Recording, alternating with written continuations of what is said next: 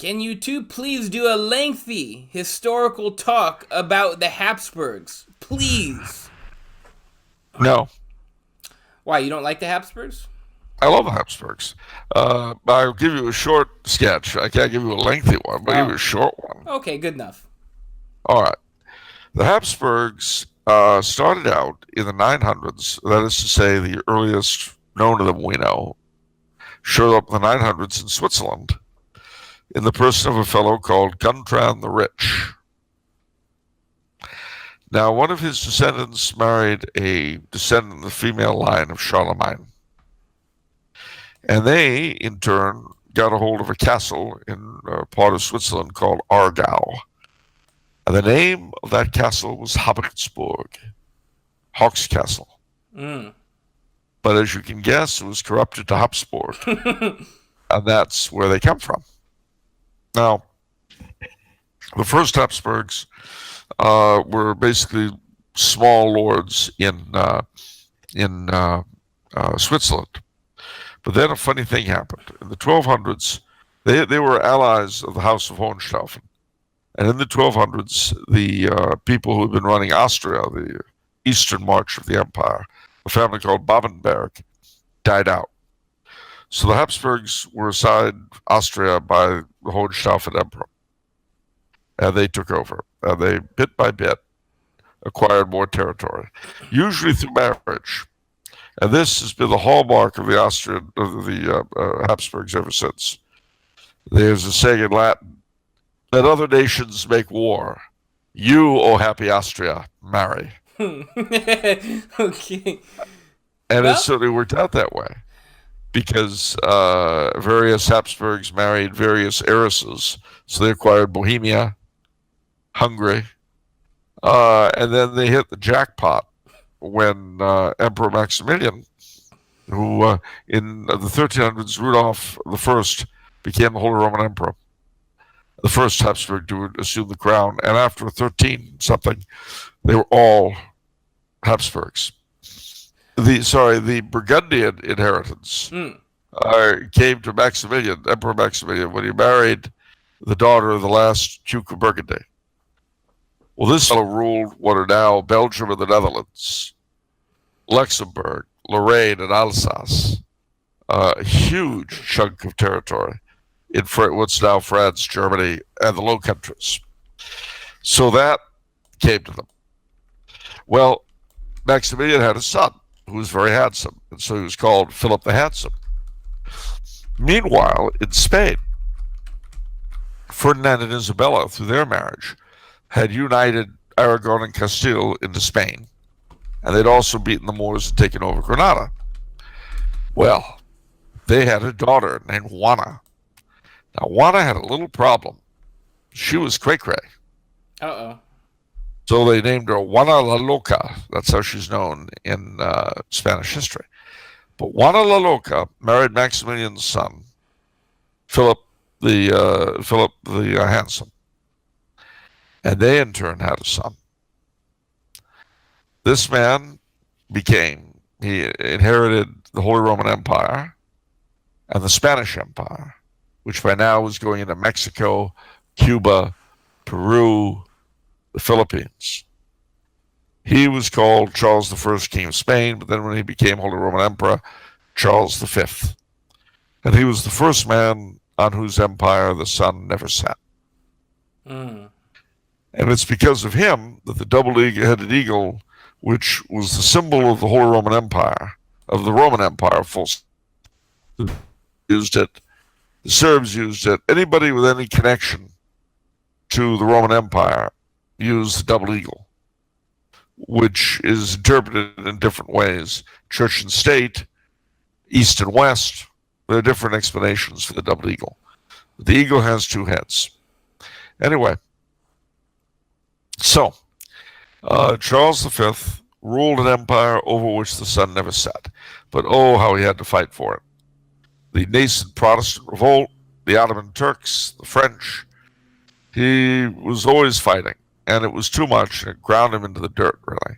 Mm. So he decided there was too much going on in the man to carry. So when he decided to retire, which he did, He retired. He didn't die in office. He left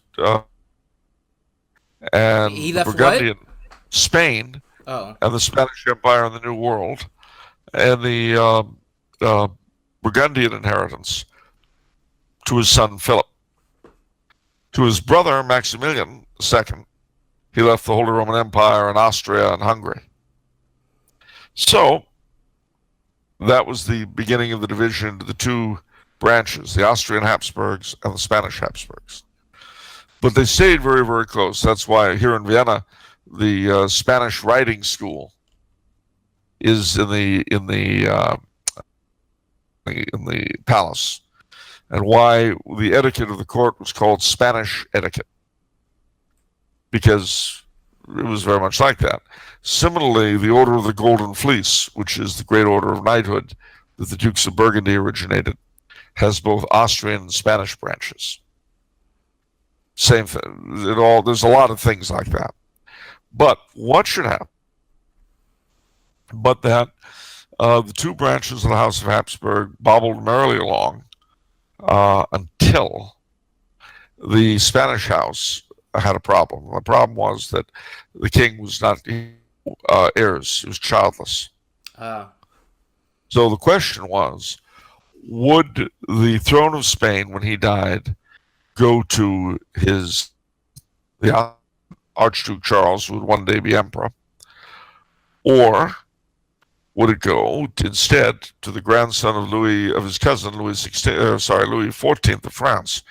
Now, Louis XIV was a Habsburg on his mother's side, and despite her, was a Spanish Habsburg.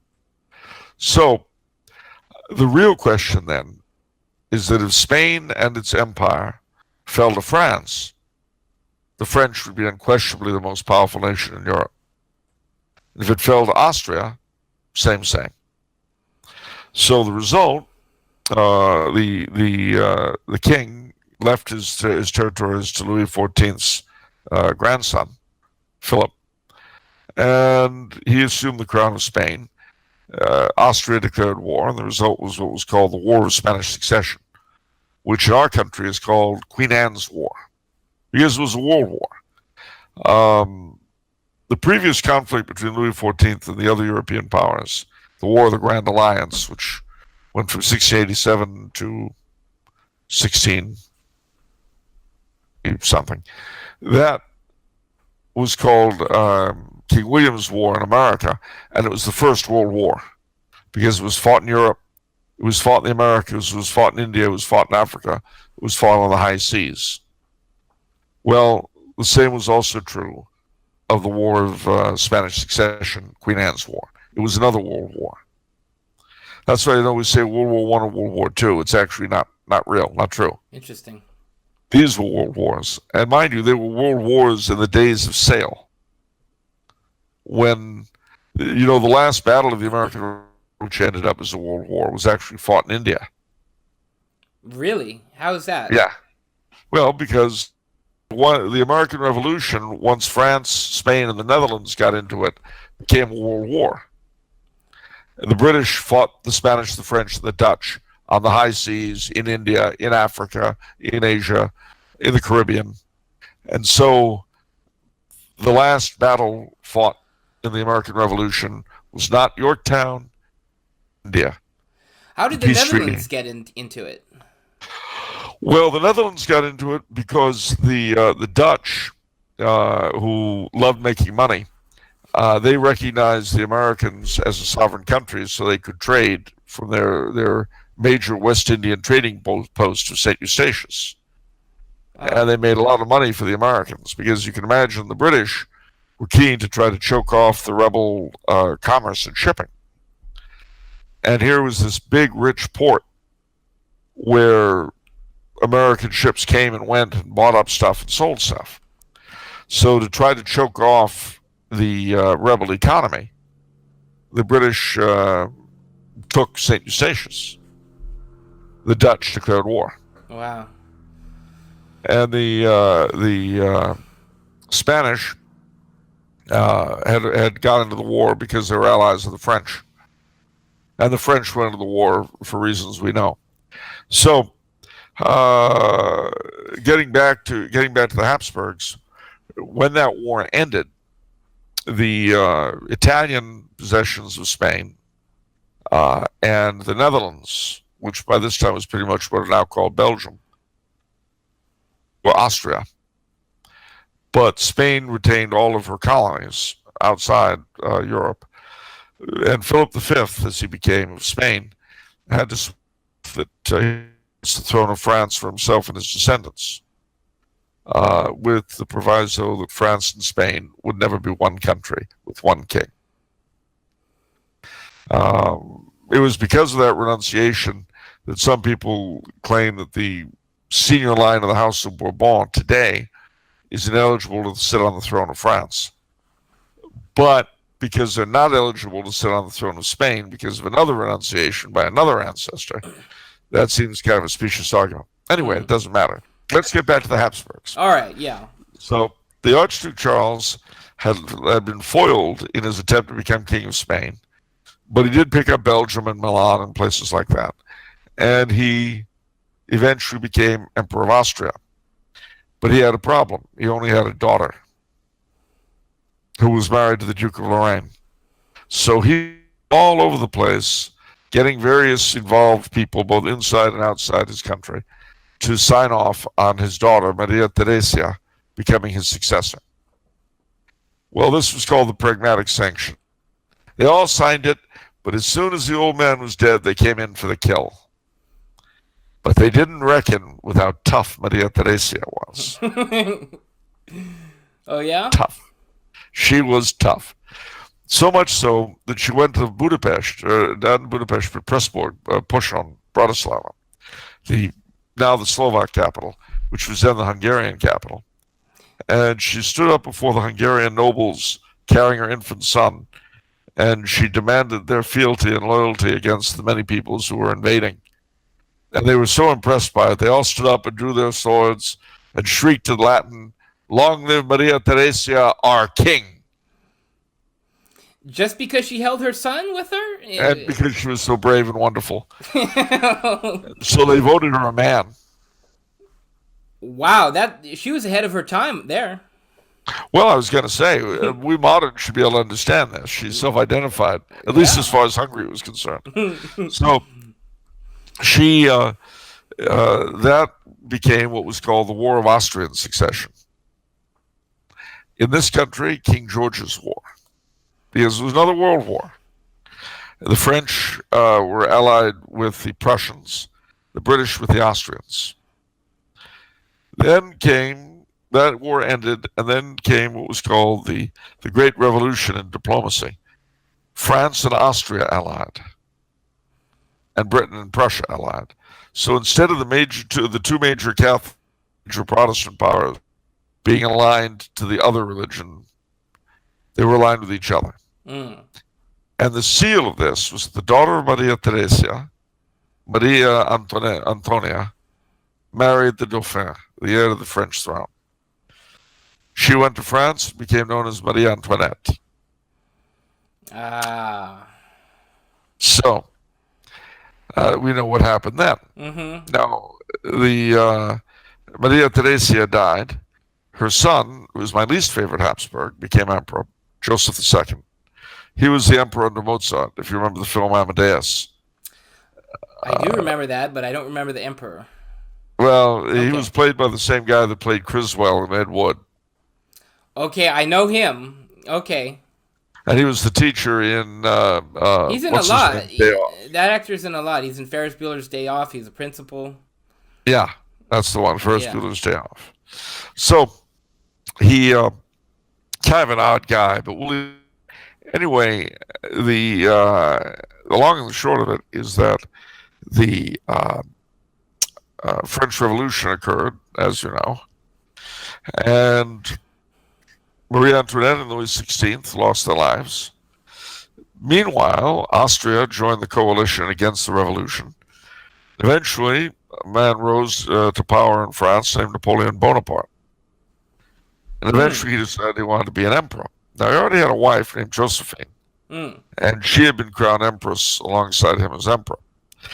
But he figured if he wanted to be emperor, monarch, he needed a legitimate empress, more legitimate than the Habsburgs. So after he defeated the Austrians pretty good, he got the hand in marriage of the then emperor, who was the nephew of Joseph II, Francis. He got him to consent to his daughter marrying Napoleon,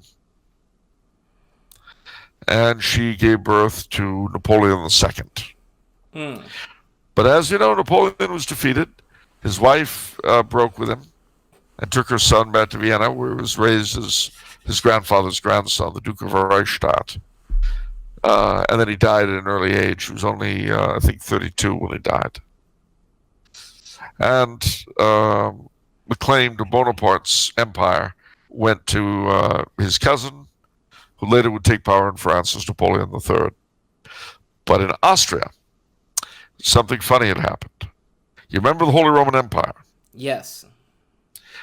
After Joseph died, his brother Leopold II became emperor, and then he died and was succeeded by his son, who became Franz II.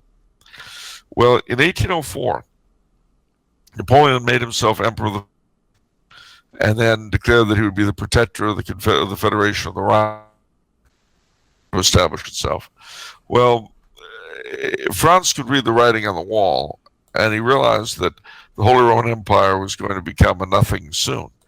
So without giving it up, he proclaimed the Empire of Austria. So for 2 glorious years, he was both Holy Roman Emperor. Wait, he was both Holy Roman Emperor and what? The Emperor of Austria. Ah, okay. So he was Franz II as Holy Roman Emperor and Franz I as Emperor of Austria. France France the First and France the Second?